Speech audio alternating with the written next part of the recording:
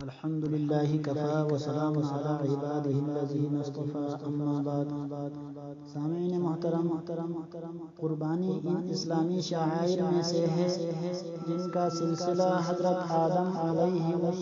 السلام کے زمانے سے رہا ہے اور امت محمدیہ علی صاحبہ الصلاۃ والسلام تک تقریباً ہر ملت و مذہب اس پر عمل پیرا رہا ہے۔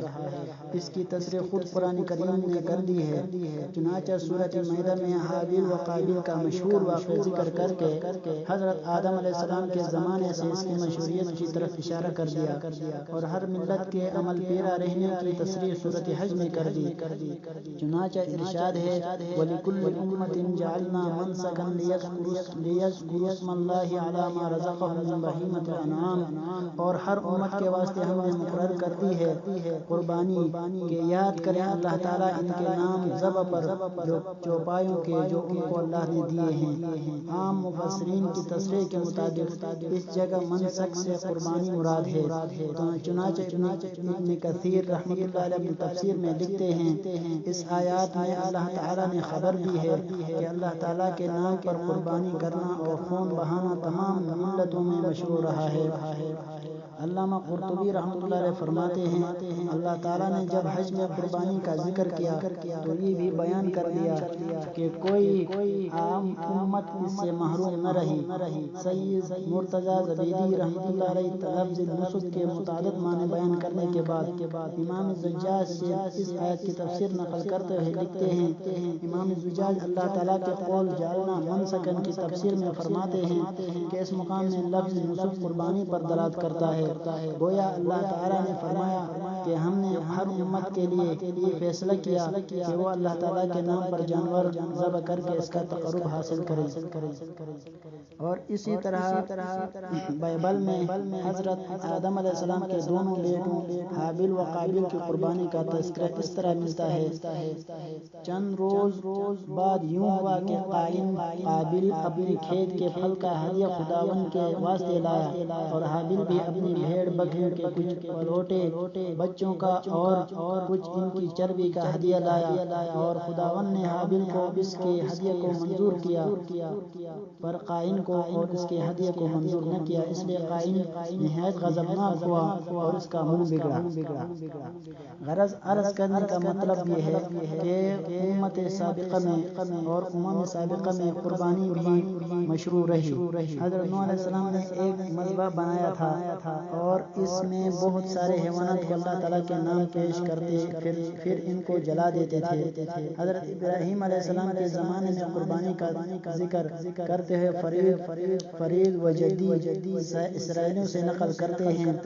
اسرائیلی روایت میں ہے کہ حضرت ابراہیم علیہ السلام اللہ تعالیٰ کے نام پر روٹی اور شراب کی قربانی کرتے تھے۔ جب اللہ تعالیٰ نے ان کو ذبح کرنے کا حکم دیا تو انہوں نے اللہ تعالیٰ کے نام پر ایک بچڑا، ایک بھیڑ، ایک دمبا، ایک کبوتر اور ایک فاختہ ذبح کیا اور اللہ تعالیٰ نے ان کو اس کا حکم دیا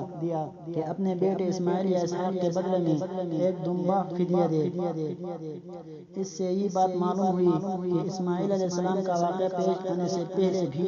حضرت ابراہیم علیہ السلام قربانی کیا کرتے تھے۔ حضرت موسیٰ علیہ السلام کی شریعت میں قربانی کو کیا اہمیت حاصل رہی اور اس پر امت موسویہ کا کیا عمل رہا، اس کا اندازہ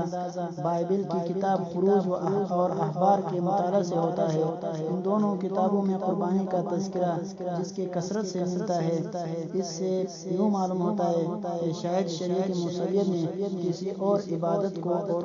وہ اہمیت حاصل نہیں جو قربانی کو حاصل ہے۔ شاید یہی وجہ ہے کہ مدینہ میں مقیم یہودیوں کو جب حضرت صلی اللہ علیہ وسلم پر ایمان لانے کی دعوت دی جاتی تو وہ یوں کہتے یعنی اللہ تعالیٰ نے ہم سے یہ کہہ رکھا ہے کہ ہم کسی رسول پر اس وقت تک ایمان نہ لائے جب تک وہ ہمارے پاس ایسی قربانی نہ لائے جس کو آگ کھائے، یعنی ہمارے ایمان لانے کا مدار اس معجزے کے ظہور پر ہے۔ وہ بات ان کی فی نفس ہی سفید جھوٹ تھی اور قرآن نے اس کی تردید بھی کر دی۔ اسی طرح ان آیتوں سے معلوم ہوتا ہے اور ان مفسرین کے اقوال سے معلوم ہوتا ہے کہ قربانی کا امم سابقہ میں مشروعیت یہ عام رہی ہے اور تمام امتوں میں عام رہی ہے، اور سب سے پہلے قربانی کرنے والے وہ آدم علیہ السلام کے دو بیٹے قابیل اور حابیل تھے۔ اللہ تعالیٰ نے حابیل کی قربانی کو قبول فرمائی اور قابیل کی قربانی قبول نہیں ہوئی۔ امتی محمدیہ علیہ صاحبہ السلام میں بھی قربانی کو ایک جلیل القدر عبادت قرار دیا گیا ہے۔ اس کا وجوب قرآن و سنت کے جن دلائل سے ہوا ان کی تفصیل بہت زیادہ ہے اور اس کا یہاں ذکر کرنا آپ حضرات کے سامنے ذکر کرنا یہ زیادہ وقت چاہتا ہے۔ قربانی کی مشروعیت پر پوری امت کا اتفاق رہا ہے، البتہ اس کے واجب یا سنت ہونے میں ائمہ کا اختلاف ہے۔ امام ابو حنیفہ رحمۃ اللہ علیہ فرماتے ہیں قربانی واجب ہے، ہر مسلمان حور مقیم مالدار پر قربانی کے دن اپنی طرف سے بھی دے اور اپنی نابالغ اولاد کی طرف سے بھی۔ تو قربانی اور باقی امام ابو حنیفہ رحمۃ اللہ علیہ کے قول پر اکتفا کرتا ہوں، اور چونکہ بر صغیر پاک اور ہند میں احناف زیادہ ہیں، اس لیے حنیفہ کے قول پر اکتفا کرتا ہوں۔ اس کے علاوہ ایک بات اس ضمن میں ضروری ہے اور وہ یہ ہے کہ عہد رسالت سے لے کر 14ویں صدی ہجری تک قربانی کی مشروعیت اور اس کے لیے ایک مستقل عبادت ہونے پر پوری امت کا اجماع رہا ہے۔ اس پر بھی اتفاق رہا کہ اس کی مشروعیت کتاب اللہ، سنت رسول صلی اللہ علیہ وسلم اور اجماع امت سے ثابت ہے۔ یہی وجہ ہے کہ ہر دور میں اس پر بغیر کسی نکیر اور کسی اختلاف پوری امت کا عمل رہا ہے، لیکن 14ویں صدی کے بعد اسلام کی بے خونی کے لیے جو فتنے پیدا ہوئے انہوں نے اسلام کے بہت سے ایسے اجماعی مسلمات کو مشکوک بنانے کی کوشش کی ہے۔ ان جو ابتدائی اسلام سے متفق علیہ چلے آ رہے تھے انہی میں سے ایک قربانی کا مسئلہ بھی ہے۔ چنانچہ ہمارے زمانے میں منکرین حجیت حدیث کے سرگرو پرویز صاحب نے اسلام کی اس عبادت کو غیر ضروری مضر بلکہ ذاتی مال قرار دینے کے لیے پروپیگنڈے کا ایک دفتر کھول رکھا ہے۔ اس لیے یہاں ہمارا مقصد قربانی کے بارے میں قرآن آیات کی صحیح تفسیر اور صحیح مطلب بیان کرنا ہے اور ان کی تاریخی حقائق کو اجاگر کرنا ہے، جنہیں نظر انداز کر کے پرویز صاحب نے لوگوں کو غلط تاثر دینے کی کوشش کی ہے۔ جو حضرات حقائق کے طالب ہیں اور مسئلہ کی حقیقت سے واقف ہونا چاہتے ہیں، ہمارے ان سے